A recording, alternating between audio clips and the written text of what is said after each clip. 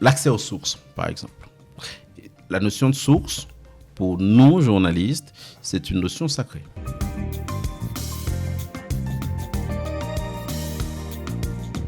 Est-ce que tu es satisfait de la pratique du métier en Haïti présentement? Parce que, comme tu as dit, à l'époque, Vision 2000, c'était des jeunes remplis de talent, bourrés de talent. Il y avait une passion d'informer, une passion de respecter les b.a.-ba de la déontologie du métier. Puis, présentement, Robert, dis-moi donc, donne-moi ton impression sur l'exercice du métier dans le pays, justement. Déjà, tu parles de jeunes, peut-être tu peux ajouter de jeunes professionnels. Oui, c'est ça, okay. exact. Parce que je pense que c'est ce qui nous différencie fondamentalement de ce qu'il se passe aujourd'hui. Et sans refaire l'histoire, sans être un révisionniste, moi, je ne suis pas un tenant du c'était mieux avant, je ne suis pas un nostalgique. Et en revanche, je crois aux règles.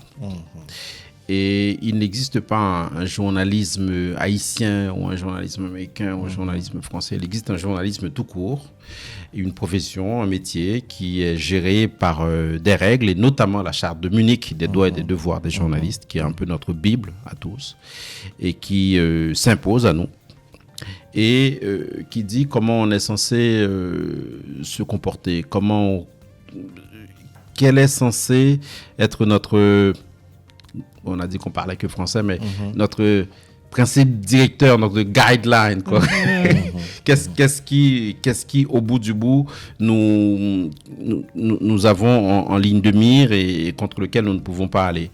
Et en somme, parce que là, vous ouvrez un chapitre, pour moi, ça sera assez difficile parce que c'est un métier que je porte au cœur.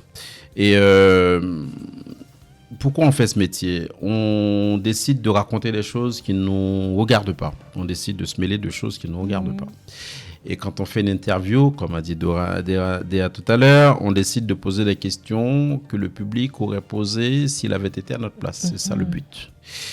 Et quand on fait une interview, on fait la différence très nette entre notre métier d'intervieweur et un autre métier qui serait de juge d'instruction ou de contempteur. Je suis intervieweur, je ne suis pas magistrat. Et je suis censé, au travers de tous les genres journalistiques que j'explore, que ce soit le reportage, la chronique, le billet, la satire, le writing, la brève, tout ce que tu veux, je suis censé répondre à ces questions. Qui a fait quoi, quand, où, comment, pourquoi. Je peux peut-être ne pas avoir toutes les réponses, mais l'objectif, c'est d'avoir le maximum de réponses. Et quand j'explore un genre comme la chronique ou l'éditorial, je suis quand même tenu à un certain nombre de règles. Et la première de ces règles, je pense, c'est l'honnêteté. Je peux ne pas être objectif, je peux ne pas être neutre, parce que l'information, c'est une matière humaine, extrêmement difficile, extrêmement inflammable. De toute façon, vous connaissez le principe, je suis humain et rien de ce qui est humain ne m'est étranger. Donc, quand moi, journaliste, je vais couvrir un événement, forcément, l'événement me touche. La question, c'est comment je restitue l'événement de telle sorte qu'au bout du bout, la personne qui reçoit l'information que je ramène, quelle que soit la forme que j'explore, que la personne ait les réponses aux questions qu'elle se pose. Questions de base, et qu'au final, on ait un rendu qui soit peut-être pas neutre, qui soit peut-être pas objectif, mais qui ne soit pas malhonnête.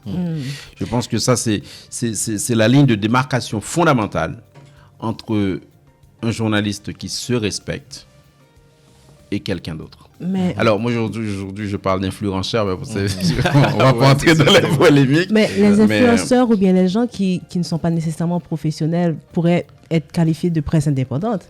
Alors, et bien entendu, de toute façon, il n'y a pas de label stricto sensu de presse en tant que tel. Alors, je mets ça entre mille guillemets parce que dans des sociétés où la profession est plus ou moins normée, il y a une carte d'identité des journalistes, comme en France par exemple. Nous en Haïti, c'est chacun qui délivre sa carte de presse, donc n'importe quel média délivre n'importe quelle carte du coup, et n'importe quel individu fait sa propre carte. Cela ne veut pas dire, attention, que l'exercice de la presse devrait être réservé uniquement aux journalistes. Bien au contraire. Cependant, je pense que quand on s'adresse à des gens dans le cadre d'une plateforme, qu'elle soit libre ou normée, on a une responsabilité envers le public. Et cette responsabilité signifie qu'on ne peut pas dire n'importe quoi. On ne peut pas alléguer n'importe quoi. Et du coup, quand on en arrive à ce point précis de la chose, elle se complique parce que tu vas dire n'importe quoi. Du coup, tu es obligé de dire des choses qui sont vérifiées, qui sont documentées, qui sont étayées. Et là, ça se complique. Et c'est là que peut-être le journaliste qui a vérifié, qui a recoupé, fait la différence d'avec l'autre. Et je pense que les deux ont leur place. Je ne dis pas le contraire. Ça serait même complémentaire. Mais je prends un exemple simple de l'accès aux sources, par exemple. La notion de source, pour nous, journalistes, c'est une notion sacrée. Moi, je ne produis pas d'informations en autogestion. Quel que soit ce que je rapporte, je le rapporte du point de vue d'une source ou de plusieurs sources. Donc, il n'y a pas matière à discussion. Ce n'est pas qu'il n'y ait pas matière à discussion, c'est juste que... je dis les nouvelles, je raconte les nouvelles, mais je ne produis pas les nouvelles, je ne suis pas à l'origine des nouvelles. Tu as été collecté ça quelque part. Au fait. Non seulement j'ai collecté, ensuite j'ai recoupé, ensuite j'ai vérifié, donc cela s'appelle le traitement, traité. Oui, traitement. Après, j'ai délivré. Maintenant, évidemment, ce n'est pas un produit complètement sain, on n'est pas à l'abri d'une erreur, on n'est pas à l'abri d'une faute, mais... La différence peut être fondamentale entre le journaliste et l'autre.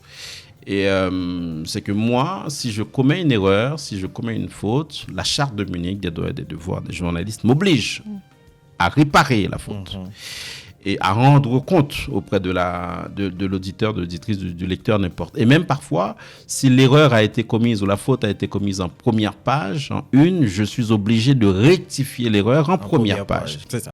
Biz nous décide si porter tout haïtien, à Haïtien Lio qui Haïti. Peut-être ça, la baillon rabais 40% en permanence ou tout achat cap livré Haïti. Allez sous www.biznou.com pour bénéficier rabais ça. Compatriotes nous qui n'en diaspora, c'est occasion idéale pour si porter fan minou axan minou qui Haïti. Nap signaler ce yon rabais en permanence qui pour Haïti sous www.biznou.com. Nous ce yon compagnie qui fait livraison tout patou sous la tête. Biz nous pour améliorer la vie chaque jour. Suivez-nous sous tous réseaux sociaux.